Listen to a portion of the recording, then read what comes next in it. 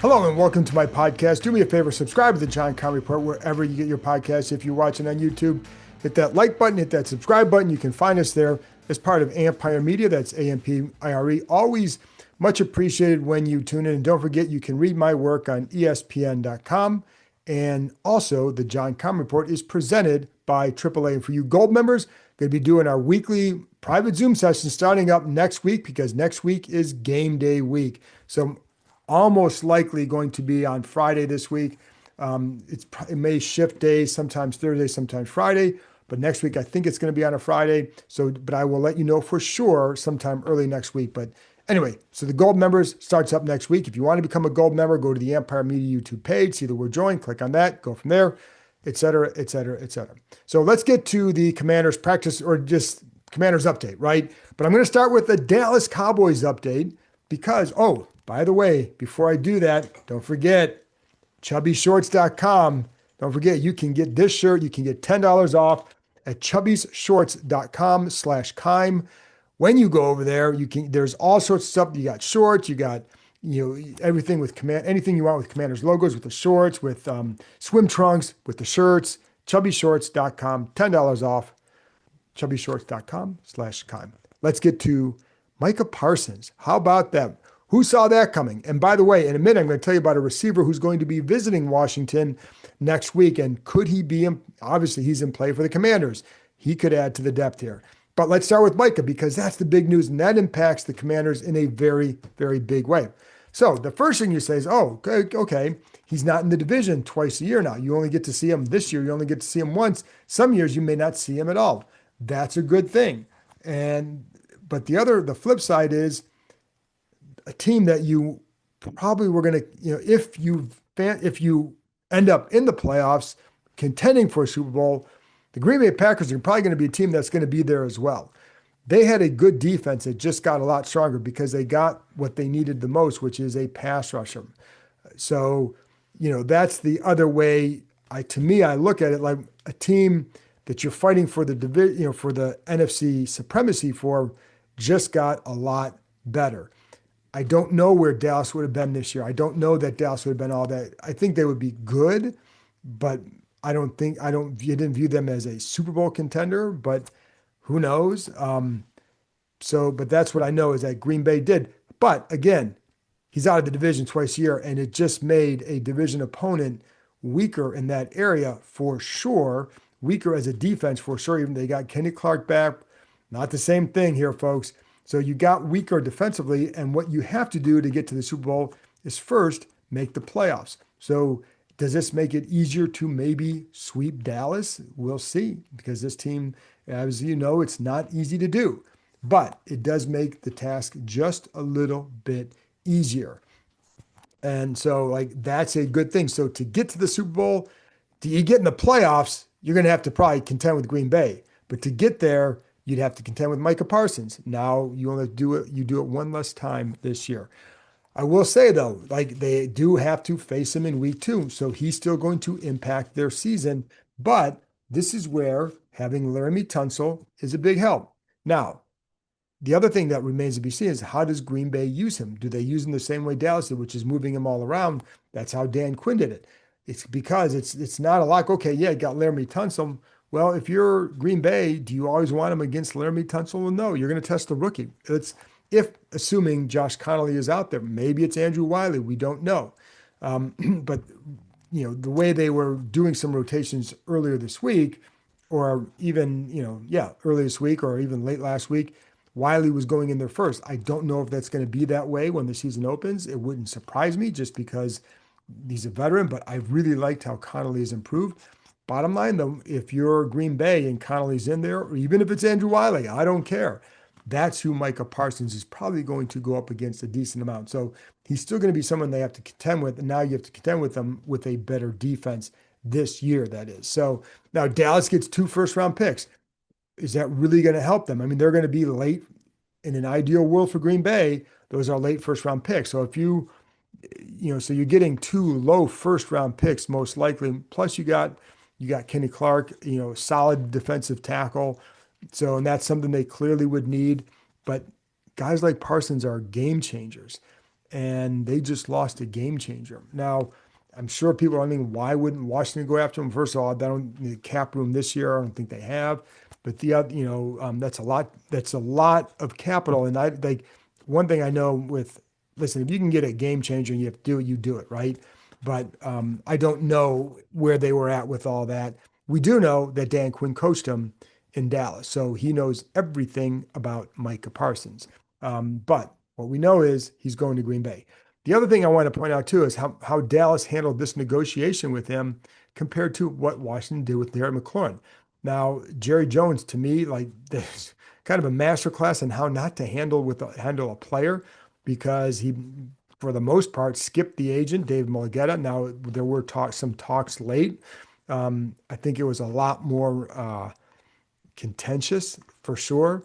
Whereas you look at, and there was more out in the medium, you didn't see the same thing with Adam Peters. You certainly, in the McLaurin situation and how they handled the owner stays out of it. Now, of course, Jones is the GM, but I just think the way it was handled here compared to there was dramatically different. Now, are they apples to apples comparison? No, because Micah Parsons was going to make a lot more as we saw.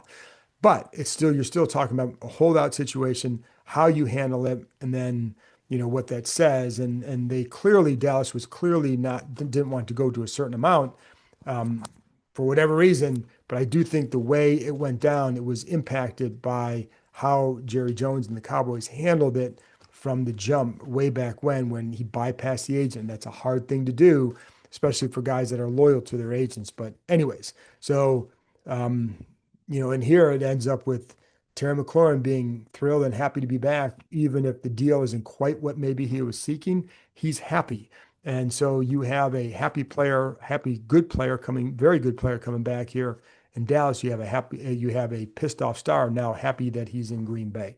So anyway, there you go. That's a big deal that impacts Washington for sure. But again, like I like what Washington's done in the front. Week 2, it'll be interesting to see how obviously Micah Parsons can roll out of bed and rush the passer, as Von Miller said that we know he could do, right?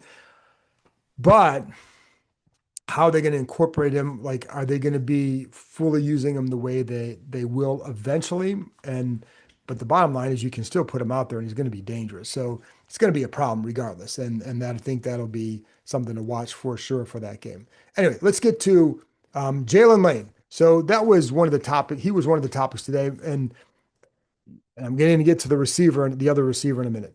But Jaylen Lane was a topic because Dan Quinn was asked about like anything that surprised them about him or anything like that. Well, they know he's fast. They know he's explosive, and they know he can be a good punt returner. But what Quinn talked about too with him is one thing that could accelerate his development, and it's something that I think other receivers don't always get. But it's the ability to work to get open against man coverage.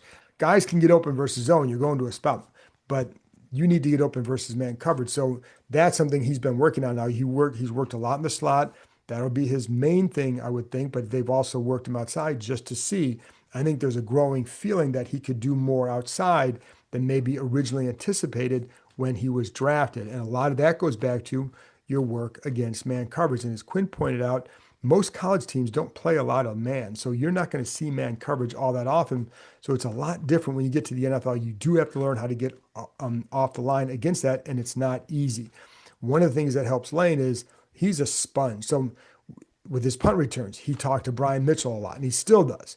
With the receiver stuff, you obviously have Bobby Ingram, who's a former NFL receiver, now the receivers coach. You can pick his brain. Then when we're watching practice on Thursday, you're watching him work with Terry McLaurin or talk to him about some various stuff.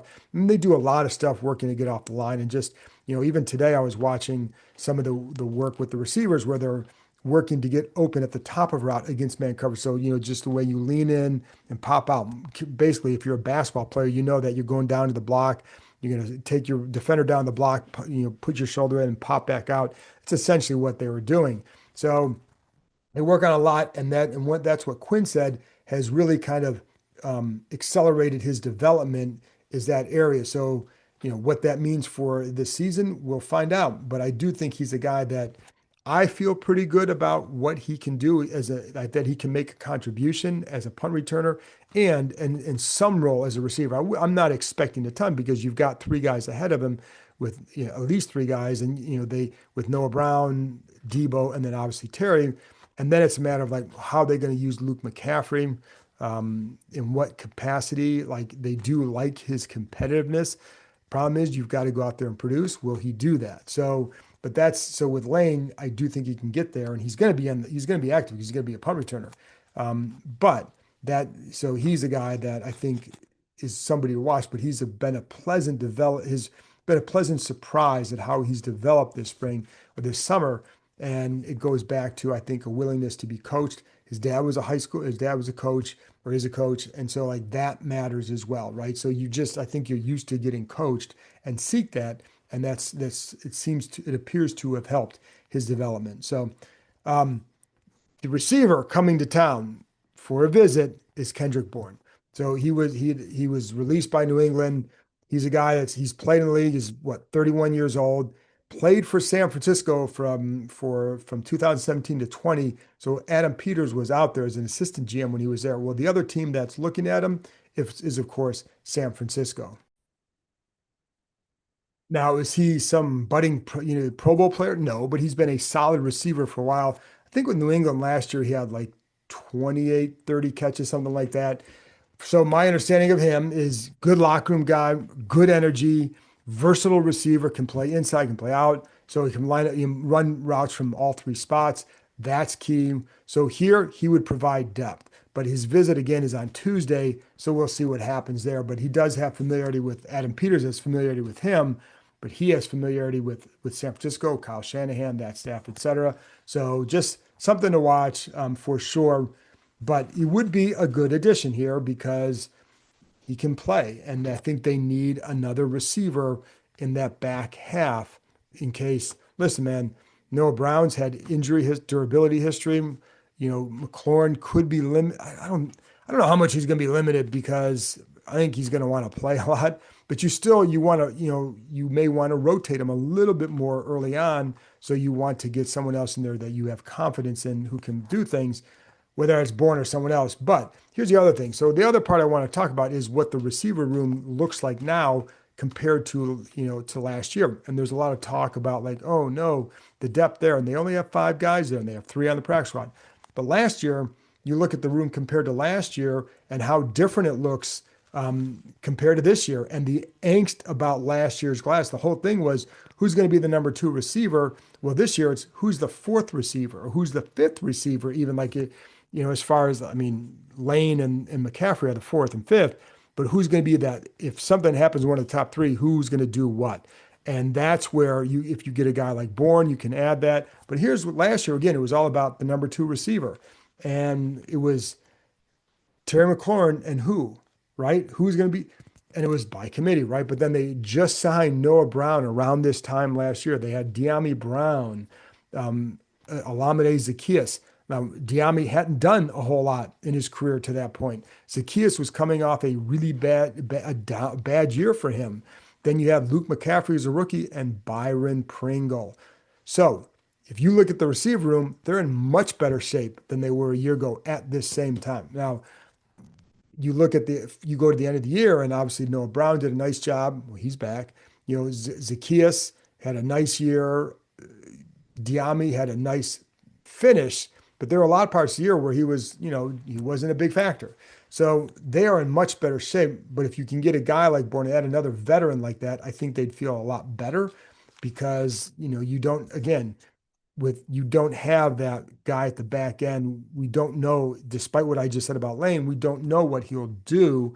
You have Chris Moore in the practice squad, but he didn't exactly have a great summer. And then you have McCaffrey, who needs to do more, right? And you have Ja'Cory Brooks and Jacoby Jones, like those guys are inexperienced. So anyway, that's why it would be good if they could add another player there for sure. So the last thing I want to talk about is the running back room. And I think because I'm kind of fascinated a little bit by how they're going to handle it. And a lot of that goes back to, and this is something Quinn talked about, but it goes back to special teams, but specifically the return game, because that kick return game is now more like, they consider it more of like a run play. So that's where you can see, like, obviously Austin Eckler might have a role in kick returns. Now, when I was watching the kick returns in practice on Thursday, you had McCaffrey was out there working with Deebo Samuel. You had Eckler and Jeremy McNichols together, but you also had Ja'Cory Krosky-Merritt working out there with Noah Igbenogany. So I just mentioned like 4 spots that they could help, and there's obviously other teams and special teams that you can help on. So if you think one of those guys could do that, like if you wanted to have Krosky-Merritt just do that, or one of the other, obviously Eckler is very good at it. I think Deebo will be very good at it too.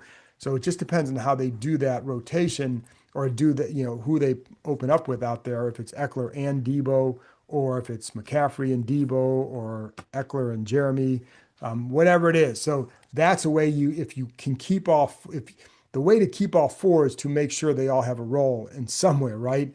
Because a lot of times that 4th guy doesn't play special teams, so it's hard to keep them active. But if you can, that's how you keep them active. But again, I would always go back to still hard to get all those guys carries, especially when you have Jaden Daniels and Deebo Samuel. But the kick return stuff, that's kind of an interesting way to maybe get somebody else in there if you wanted to do just that. So anyway, folks, that's it for me. Not a long one tonight. I will be back on Saturday. I'm going to do just talk about Rick for a few minutes, and I will be back on after that. I'll have another podcast with Logan Paulson going into next week and start getting ready for the season opener. Finally, how about that? We're almost there, folks.